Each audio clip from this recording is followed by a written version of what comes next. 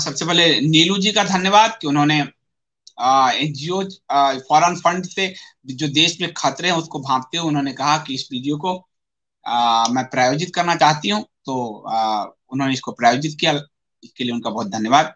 आप लोग भी अपनी पसंद के सब्जेक्ट को प्रायोजित कर सकते हैं ताकि मुद्दों को उठाने में, और दूसरी बात है कि हम जो इस पूरे सिस्टम को चला रहे हैं उसमें हेल्प मिल सके। बहुत धन्यवाद। दूसरा है जनार्दनम एम मम तोरा, आपका बहुत धन्यवाद यूट्यूब मेंबर बनने के लिए, ज्वाइन बटन के थ्रू आईएसडी मेंबर्स बनने के लिए आपका बहुत धन्यवाद। राम कुमार जी का एक बड़ा क्वेश्चन है, वो कह रहे हैं संदीप जी उत्तराखंड में बहुत तेजी से डेमोग्राफी चेंज हो रहा है। बिल्कुल, उत्तराखंड को देवभूमि को हरी भूमि बनाई गई, हरे टिड्डों की भूमि, और वहां इतनी बहुमत, छप्पड़ फाड़ के बहुमत आज तक के इतिहास में भारतीय जनता पार्टी को मिली, लेकिन उसका यूटिलाइजेशन नहीं हो पाया। उल्टे चार धाम पे उनके वो रावत जी थे, त्रिवेंद्र सिंह ने कब्जा कर लिया और 3-3 मुख्यमंत्री बदलने पड़े। लक्ष्य साफ होना चाहिए कि हमारा लक्ष्य हिंदू और भारत है, और उसके मार्ग के हर खरपतवार को उखाड़ फेंकना है। लक्ष्य साफ हो तो इस डेमोग्राफी चेंज को बदला जा सकता था। लेकिन मैं खुद जाता हूं देहरादून सहारनपुर रोड, पूरा वो पूरा इलाका ऐसा हो गया। वहां की जो ऋषिकेश में गंगा में जो हम गंगा आरती करते हैं, गंगा जल लेकर आते हैं, वहां वो पशु मार के बहा रहे हैं। वो तो असुर राक्षस हैं, वो तो आपके पड़ोस में रहने लायक नहीं है, मैं साफ कह रहा हूं। इसलिए डेमोग्राफी पे नजर रखिए, और मैं सरकारों से कहता हूं कि आपको छप्पड़ फाड़ के हम वोट दे रहे हैं, विजन साफ कीजिए, हिंदू और भारत, इसके अलावा कोई विजन नहीं होना चाहिए। यतेंद्र कुमार मिश्रा जी बहुत धन्यवाद, आप जितनी जानकारी देते हैं, ये जानकारी दूरदर्शन किस लिए आम जनता को किस लिए नहीं बताता, ये बात तो आप दूरदर्शन से पूछोगे यतेंद्र जी, और ये बताना चाहिए सरकार की कार्रवाई है इतनी बड़ी, और मैंने उसके सोर्स भी दिए, कोई गलत नहीं बोल रहा हूँ। हिंदुस्तान टाइम्स में है आज के अंग्रेजी वाले में, एक बार फिर से दिखा दो वो उनका वो मास्टर। तो अब दूरदर्शन नहीं दे रहा, पीटीआई नहीं दे रहा, उनको तो सरकार की चीजें पहुंचानी चाहिए लोगों तक, नहीं दे रहे हैं, तो ये तो उनकी उनकी गलती है, मैं क्या कहूँ। वहां जो सैलरी जो लोग ले रहे हैं उनकी गलती है। और जॉनी यसप्पा, ये हमारे साथ दक्षिण भारत के हैं, जो टाटा विप्रो इंफोसिस में कोई नेशनलिस्ट नहीं है, सारे टी हैं, टी, ये कह रहे हैं। ये जो बाहर जितनी कंपनियां ठेके उठा रही है, आप एक बात सोच लो कि मुझे ये सिस्टम चलाने के लिए मान लीजिए पैसे नहीं है, और मैं किसी सोर्स से लूंगा, तो मैं तो सोर्स के आगे पूछ हिलाऊंगा ना। ये सारा ठेका ये लोग ले रहे हैं अमेरिका से और चाइना से, इसलिए उसके लिए पूछ हिला रहे हैं। भारत की जनता सोचते ईबे से कुछ खरीद लें, उसको क्या पता ये ईबे तुम्हें क्या बदलने आया है, ये अमेजन क्या कर। अमेजन से हमने अपनी पुस्तक बड़े, आप पुस्तक का उससे बड़ा कोई प्लेटफॉर्म नहीं है, तब मैंने अपनी पुस्तक हटाई, कितनी चोट लगी होगी मुझे, आर्थिक नुकसान हुआ होगा, लेकिन हटाए हमने, हटाए। अब कुछ और, कुछ लोग अगर जिसके पास होंगे वो बेच रहे होंगे, पर हम तो पब्लिशर से भी ले चुके हैं। ये बड़े बड़े आपको त्याग के साथ लड़ाई लड़ना पड़ेगा, तब जाकर ये होगा, वरना यहाँ बिकने को हर कोई तैयार बैठा है, बस सही दाम लगाने वाला चाहिए। आप देख रहे हैं। योगेश, आज का सेशन बहुत ही बढ़िया है, सब लोग इसे फॉरवर्ड करो करके फैलाइए, बहुत बहुत धन्यवाद। और मैंने इसलिए बहुत धीरे धीरे धीरे जो है बताया है ताकि लोगों को समझ में आए। Russian MiG 29, Sandeep ji great sir, आप जैसे सब न्यूज वाले बोलने लगे तो 10 साल में बदलाव होंगे, ये आप ये ठीक कह रहे हैं। ये भारतेंदु हरिश्चंद्र हो, तिलक जी हो, गणेश शंकर विद्यार्थी हो, ये सब ये जानते थे कि पत्रकारिता की ताकत कितनी है, पर बाद में कौड़ियों के भाव पत्रकारिता को कोठे पे नीलाम कर दिया गया। और मित्रों के आर्काइव इसका उदाहरण है, कोलगेट इसका उदाहरण है, 2G स्पेक्ट्रम इसका उदाहरण है, कोयल ये जो है कॉमनवेल्थ इसका उदाहरण है। और आज भी मीडिया आपको सही बात नहीं बता रही, पत्रकारिता के कंधे पर बहुत बड़ी जवाबदेही कि वो सच बोले। लेकिन यहाँ तो सबके अपने अपने एजेंडे हैं।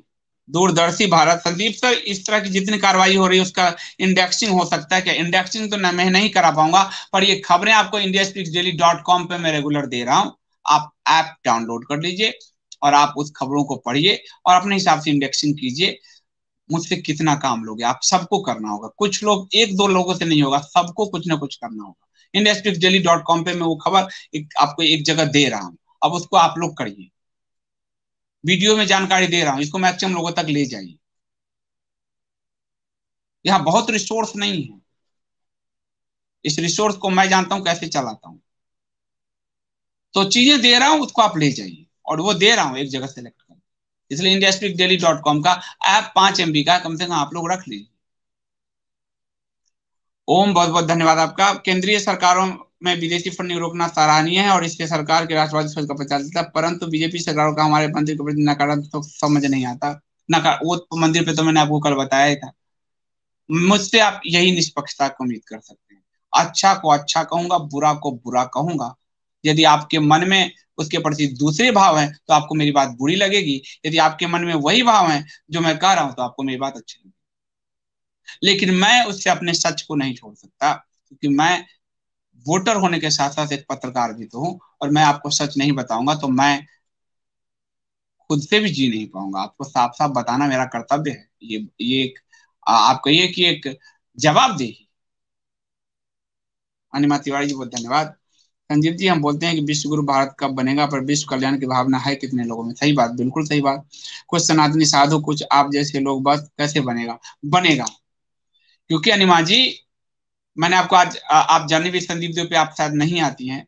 एक शंकर, एक चाणक्य, एक चंद्रगुप्त, एक माधवाचार्य, एक तुलसी, एक रामानंद, ये एक विवेकानंद, एक रामकृष्ण परमहंस, एक से दो लोग ही ये जो है वो बदलाव ला सकते हैं। भारत की का ये इतिहास है। इसलिए हमको निराश नहीं होना है। न रहो न निराश, करो मन को, कुछ काम करो, कुछ काम करो, जग में रहकर कुछ नाम करो, तो वो काम हमें करना है। हम हम इस आधार पर नहीं बैठेंगे कि अब क्या होगा, दो चार दस लोग ही, दो चार दस लोग ही बदलाव ला सकते हैं।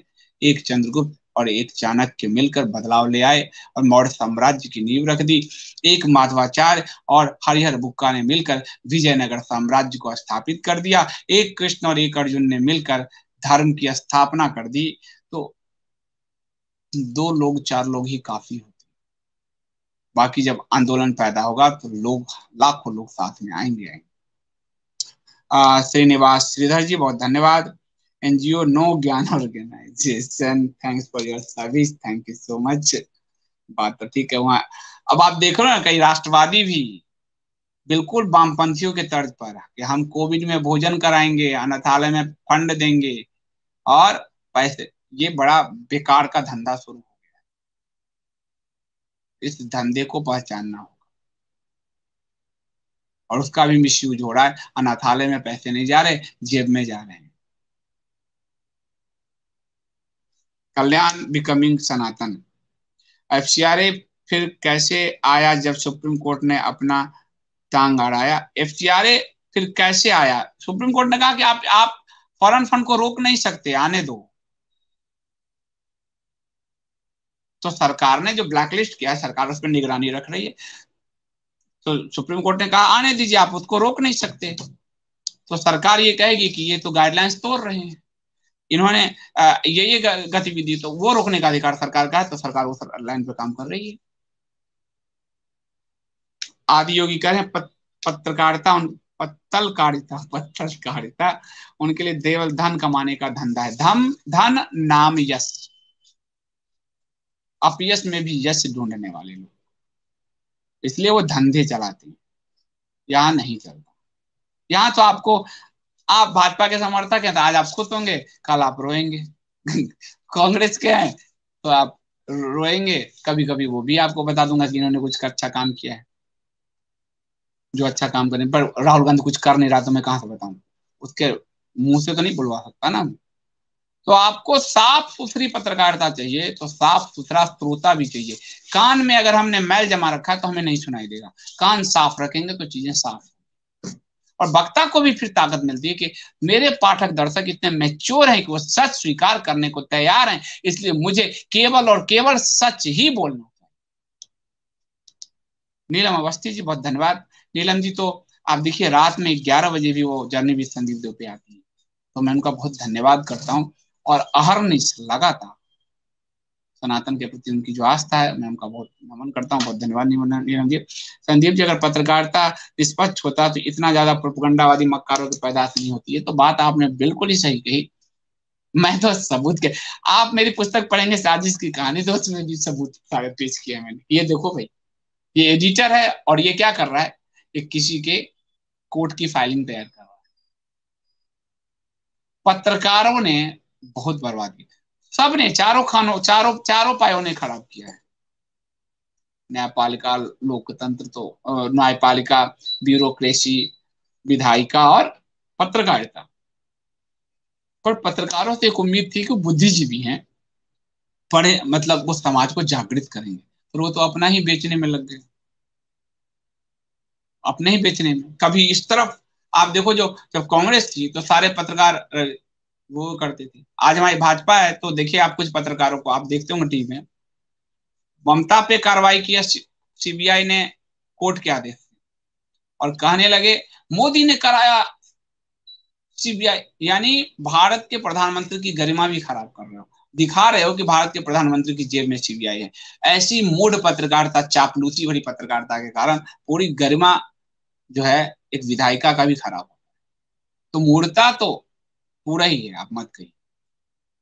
ओम प्रकाश सिंह जी, धन्यवाद। मैं वैक्सीन का दूसरा डोज लेकर बस अभी घर आया हूँ। मैं भी आज ही लेकर आया हूँ ओम प्रकाश जी, इसलिए मैं आज ऑफिस में हूँ। आप देख रहे हो पीछे इंडिया स्पीक्स डेली, तो आज भी मैं वैक्सीन का दूसरा डोज लेकर आया हूँ, कोवैक्सीन। और मैं और मेरा बेटा और बाकी फैमिली के जो मेंबर हैं, भाई पत्नी, माता पिता, सबको उनका 5-7 दिन बाद दूसरा डोज। और वैक्सीन में थोड़ा सा मेरी पत्नी को प्रॉब्लम हुआ है, बाकी पूरी फैमिली को तो नहीं हुआ है।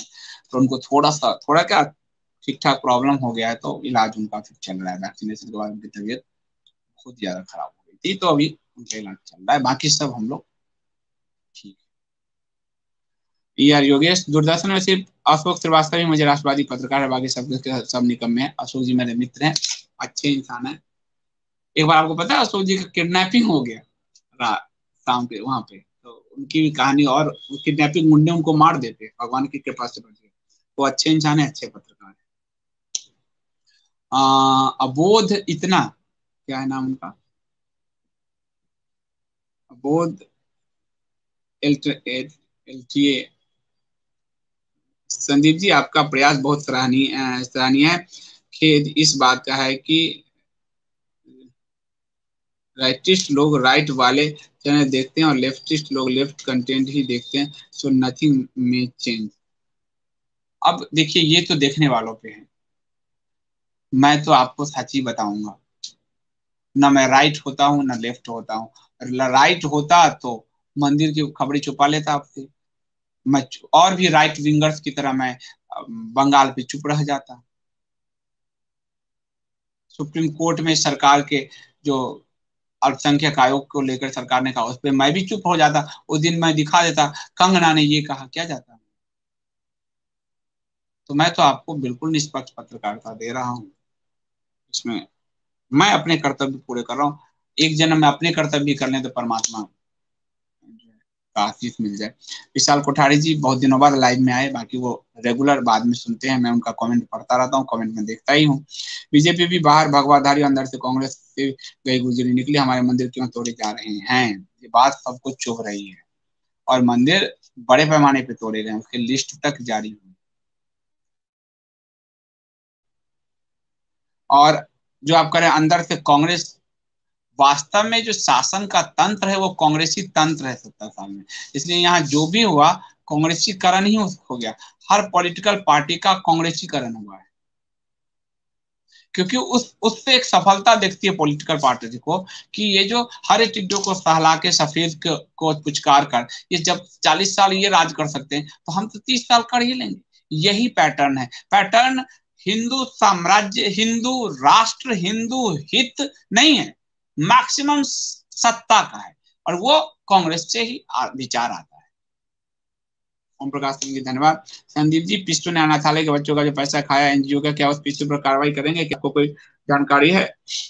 देखिए, कार्रवाई करने का अधिकार इसमें एनजीओ को है, और एनजीओ का लिखित भी मेरे पास आया है, और एनजीओ से मेरी हाल फिलहाल भी बात हुई है। वो कह रहा है मैं क्या करूं, हमें तो कहा कि इतना करेंगे और दिया ये, और उस एनजीओ अनाथालय के नाम पे 57-58 लाख रुपए, तो 25 लाख तो दावा खुद ही करता है एक वीडियो में कि 25 लाख की जरूरत थी एनजीओ को, बिल्कुल लेफ्ट तर्ज पे, कि अनाथालय में कोविड में भोजन खिलाए। ये आदमी अगर डाटा साइंटिस्ट होगा, अगर मैं पत्रकार हूं तो मैं वेब स्थापित करूंगा, पब्लिकेशन स्थापित करूंगा, ई कॉमर्स लाऊंगा ताकि किताब आप तक पहुंचे। कि मैं रेहड़ी लगा के कहूंगा मैंने कपड़े बांट दिए और भूजा बांट दिया, ये मेरे काम है? हर आदमी अपने क्षेत्र का काम करेगा। लेफ्ट के तर्ज पे माल वाला लूटना आसान होता है, इसलिए कुछ राइट वाले भी उसी तर्ज पर माल लूटते हैं, और वो दिख रहा अनाथालय के नाम पर पैसे उगाए गए हैं। राणा आयुब वाले केस तो उस पर भी लगता है। राणा आयुब पे जो जो धाराएं लगी है कि कोविड के नाम पे धंधे किए, वो सारे कोविड के नाम वाले धंधे यहां भी लग जाते हैं। लेकिन क्या करोगे, इतने उन्होंने, अभी भाई ने पूछा था एक ना कि उनके उनके वाले उनको सुनते, उनके वाले उनको सुनते, यही बात है। लोगों के ब्रेन को ऐसे कस दिया गया है कि उनको समझ में नहीं आता, लेकिन वो कितना चीट हो रहे हैं। आज हिंदू इकोसिस्टम बनाने की जरूरत है, वैचारिक लड़ाई की जरूरत है, कि हम एनजीओ की तरह कह रहे हैं लेफ्ट की तरह कि हमने उसको भूजे बांट दिए। सब इसी में लगे हुए हैं। इसलिए मुझे बड़ी, मैं बहुत मुश्किल में हूँ। शिक्षण प्रशिक्षण केंद्र जो गुरुकुल खोलना है, मैं ट्रस्ट, अश्विनी उपाध्याय जी ने कहा वही बात मुझे भी डर लगता है। ट्रस्ट खोलू नहीं कि तामझाम हो जाए। आज ये कंपनी चल रही, सब्सक्रिप्शन बेस्ड चल रही, इसमें टैक्स जाता है सरकार को, मैं निश्चिंत हूँ, निश्चिंत से सोता हूँ। ट्रस्ट ट्रस्ट में बहुत सारे टैक्स चोरी, बहुत सारे तिकड़म होती है, और उसी तिकड़म को लोग कर रहे हैं, सरकार की नजर में आ रहे हैं। अनिल पांडे जी, बहुत दिन बाद आप लाइव में, आप रेगुलर आते हैं पर लाइव में आप, बहुत बहुत धन्यवाद। आजकल अधिकांश पत्रकार और बॉलीवुड स्टार बराबर हैं, लेकिन केवल अभिनय बाकी सच्चाई से कोसों दूर। ये बात तो बिल्कुल ठीक ही कहा आपने। अभिनय तो दोनों ही कर रहे हैं, ये तामझाम करते हैं ये लोग जिसका कोई हिसाब नहीं। तो अभिनय तो दोनों ही कर रहे हैं। हाँ, एक भाई आज पूछ रहे थे कि आप वीडियो क्यों एडिट करते हो लाइव में? लाइव में मुद्दे तक ये वीडियो रहता है, उसके बाद क्वेश्चन आंसर सेशन पूरा कट जाता है, और ये क्वेश्चन आंसर सेशन अगले दिन सुबह 10 बजे जारी किया जाता है। उसकी वजह है, पाठकों ने मांग की थी कि वीडियो हमें छोटे चाहिए, तो मुद्दे तक उनको छोटा मिल जाता है। हर किसी को क्वेश्चन आंसर नहीं चाहिए, जिसको क्वेश्चन आंसर में दिलचस्पी है उसके लिए अलग वीडियो, वो क्वेश्चन आंसर चला जाता है। तीसरी बात कि जो लोग लाइव देख रहे हैं उनको ज्यादा फायदा मिले, क्योंकि वो अपना समय लाइव में लगा रहे हैं, तो वो उनको पूरा कंप्लीट मिलता है, मुद्दा टू क्वेश्चन आंसर। जो लाइव नहीं देख रहे हैं वो सिर्फ मुद्दे देख रहे हैं, बाद में अगर क्वेश्चन देखना है तो वो क्वेश्चन आंसर देख रहे हैं। तो ये किया गया है, तो उस भाई को शायद गलतफहमी हो गई, आपने एडिट कर दिया मंदिर वाला ये वो। अरे भाई, मैं किसी से नहीं डरता लाइफ में, और ये मेरे पाठक दर्शक जानते हैं कि ये वीडियो मुद्दे के बाद फिर कट जाएगा क्वेश्चन आंसर। दीपक सिंह सोलंकी, बहुत धन्यवाद। आपने सही कहा, एक दो लोग ही काफी है, इसलिए तो सनातन में नर और नारायण की मान्यता है। बहुत सुंदर बात कही आप, बहुत सुंदर, क्योंकि सनातन भेड़ नहीं है, भीड़ नहीं है। सनातन चेतना है, जागृति है, बोध है, होश है, प्रमाद नहीं है सनातन, सजगता है सनातन। और वो अब्राह्मिक प्रमाद से भरे हुए, भीड़ से भरे हुए, भेड़ों से व्यवहार करते हुए आपको लगता है कि वो जीत रहे हैं, ना, वो हारेंगे। आप भरोसा कीजिए स्वयं पर, वो हारेंगे। 10-15 साल आप और समय देखिए, और बस थोड़ी मेहनत कर दें, रेत के महल पे खड़े लोग गिरेंगे, जरूर गिरेंगे। Thank you Om Prakash ji, second dose के लिए आपको भी बधाई, थैंक यू सो मच। तो अब मैं इसको समाप्त करता हूँ, मुझे दूर भी जाना है, और अब ऑफिस से मेरा घर बहुत दूर है। अनिल पांडे जी कह रहे हैं सूद की तारीफ केजरीवाल ने करके सिद्ध किया कि ये भी एक तरीका है वामपंथियों का। वामपंथी तो सबको बना लेता है भाई।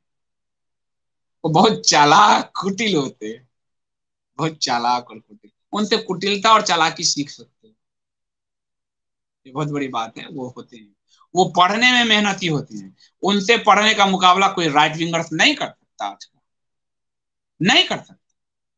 वो इतना पढ़ते हैं, इतना रिसर्च करते हैं, आपको गलत साबित करने के लिए वो कितना पढ़ते होंगे सोचो।